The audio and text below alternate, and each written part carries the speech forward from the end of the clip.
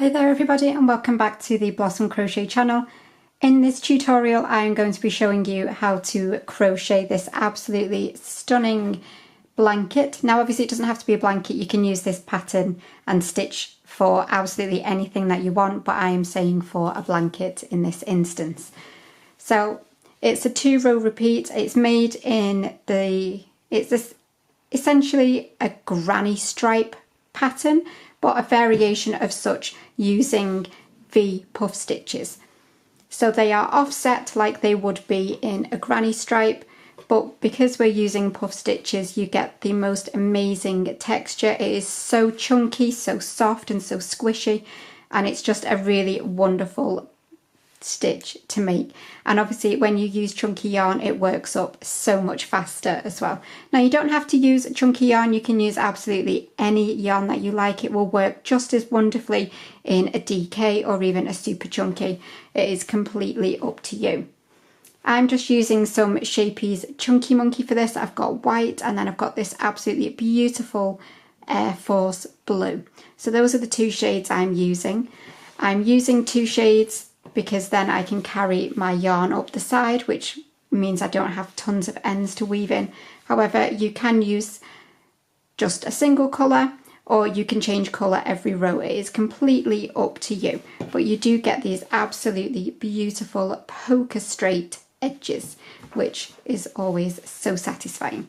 So as I say, it's a 2-row repeat. Use absolutely any yarn that you wish. It's definitely suitable for a beginner, but all skill levels can have this wonderful pattern. So let's just jump straight in. If you do like the video and you enjoy my channel, please do leave me a comment and like the video. So with your slip knot on your hook, you're going to do your foundation chain, and you want to complete your foundation chain in multiples of 3. So 3, 6, 9, 12 and so on. So yarn over and pull through. That's 1, 2, 3, 4, 5, 6. So if you just complete your multiple of 3s for your foundation chain. So once you've completed your multiples of 3, you want to add an additional 2 chains onto the end of your work. And we're now just going to do a little setup row, and we're just going to complete a row of double crochets. So that's a UK double. In the US this will just be a row of your single crochet. So into the 3rd chain you've got 1, 2, and this is our 3rd. You'll insert your hook, yarn over and pull up. You'll have 2 loops on your hook, yarn over and pull through both, and that's a UK double crochet. And you're just going to do a UK double or US single into every single chain. So yarn over and pull up, yarn over, pull through both, and you'll do that into every single chain all the way along. So that's your little setup row complete, and now we're going to work on what is row 1 of the proper pattern. So you can either chain 2 and turn, or you can do what I'm going to do, which is to turn my work and then straight into this very first stitch just here. I'm going to insert my hook through the hole of the stitch, yarn over and pull up, and yarn over, pull through both, and then behind the post of that stitch, yarn over and pull up, yarn over, pull through both.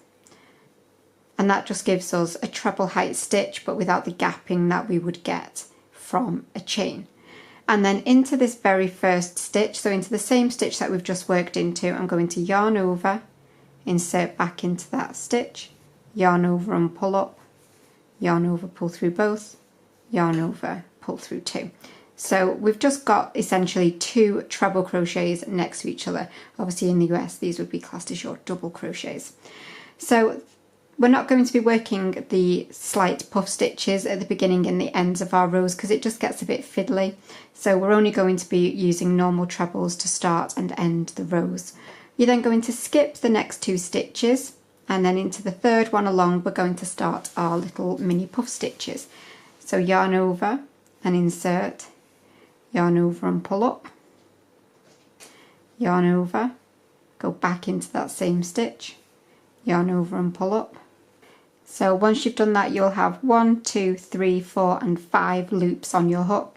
You'll yarn over and pull through the first 4, and then you'll have 2 loops, and then you'll yarn over and pull through both of those.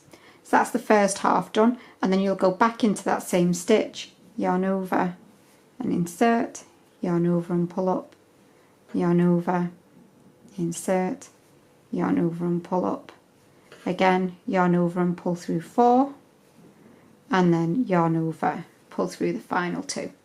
Then again you will skip 2 stitches, and into the third you will repeat your 2 mini puff stitches. So yarn over and insert, yarn over and pull up, yarn over, insert, yarn over and pull up, yarn over and pull through 4, yarn over, pull through 2, and then again in the same stitch, yarn over and insert, yarn over and pull up, yarn over, back in, yarn over and pull up, yarn over, pull through 4, yarn over, pull through the final 2, and you will repeat that. So skip 2 and then your 2 mini puff stitches, skip 2, and I will meet you as you get towards the end. So once you've completed your final set of puff stitches, you should have 3 stitches left. So you can see here I've got 1, 2 and 3 if the camera decides to focus. There we go. So we've got 1, 2, 3. So we want to start and finish our row in the exact same way. So we started with our 2 trebles, and you're going to finish with your 2 trebles as well. So skip 2 and into that very final stitch you will work your final 2 trebles. 1 and 2. However, I'm going to be changing colours here, so I'll yarn over, pull through 2, and I will leave my 2 loops on my hook, and I'm going to bring in my new colour. So if you're continuing with the same colour, then obviously you'll just finish your stitch as normal. But I'm just going to bring in my new colour on the very end of that final treble. So you can knot your 2 ends together, or you can just leave them and work over them at the end. So for row 2 you're going to turn, and then straight into that very first stitch just here you will insert your hook, yarn over and pull up, yarn over, pull through both, and then again behind the vertical post of that stitch, yarn over and pull up, yarn over, pull through both. So this is row 2, so it will be different. So obviously on the last row we had 2 trebles, whereas on this one you will only have 1. And then we're going to work straight into, we're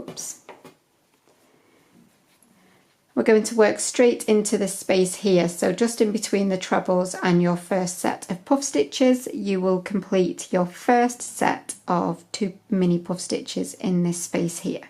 So as normal, you will work your puff stitch the exact same way, but you're just going to be working it into the spaces in between the stitches from the previous row. So that's your first set, and then you will skip the next set and work into the space in between your puff stitches. So completely skip over and work into the next space. Sorry if you can hear the lawnmower outside.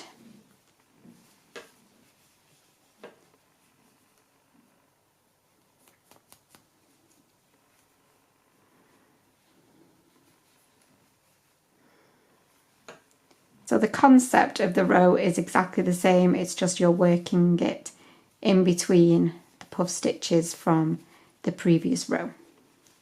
So again, you'll skip over your next group of puff stitches and work in between.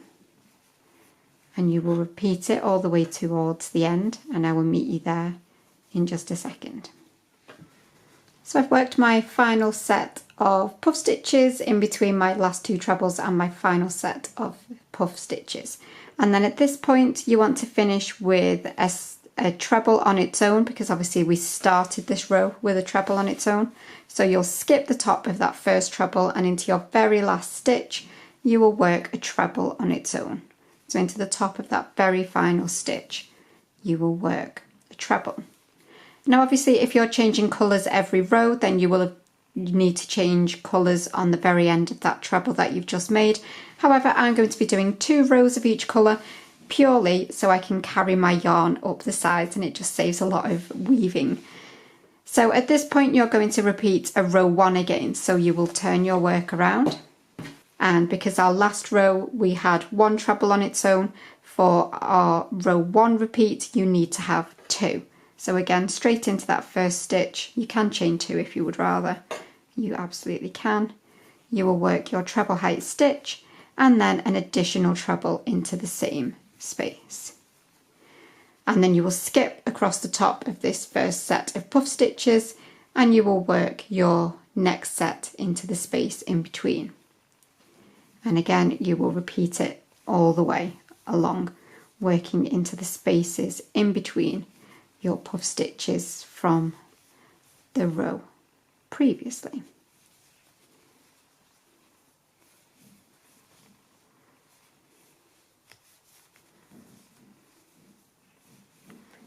So it's a very simple 2 row repeat, and once you get going you'll be away in no time.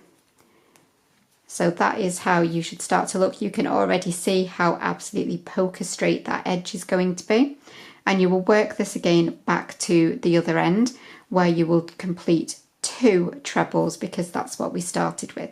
So I'll meet you there in just a sec.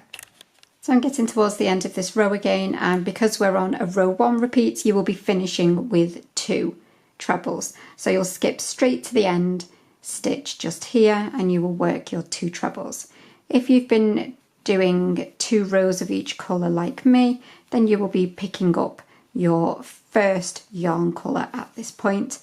And so I will stop with my 2 loops again, and then I will pick up my first colour and pull it back through those 2 loops. Now obviously you don't have to do that if you're not planning on adding a border, then obviously you won't be able to carry your yarn up the sides, but if you are planning on adding a border at the end, then this is the ideal way.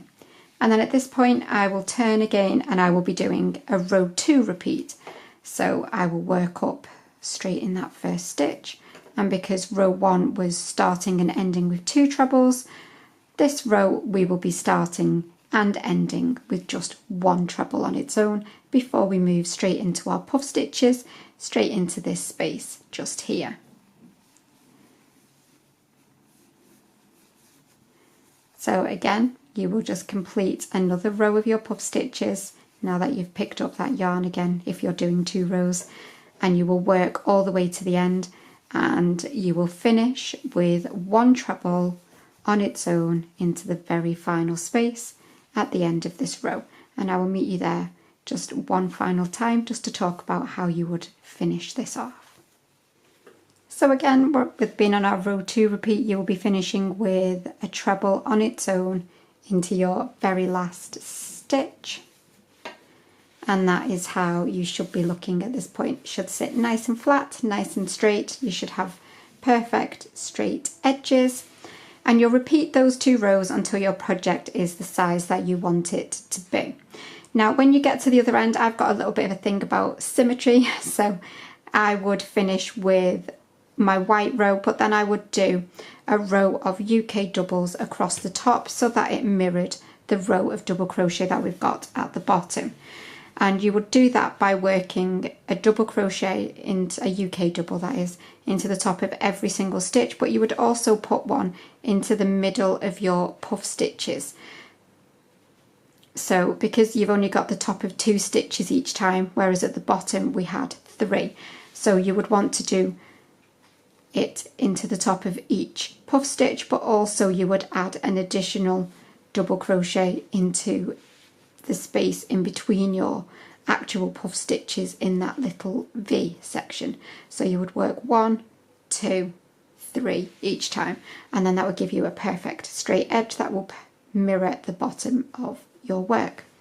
So you can repeat that pattern now until your project is the size that you want it to be.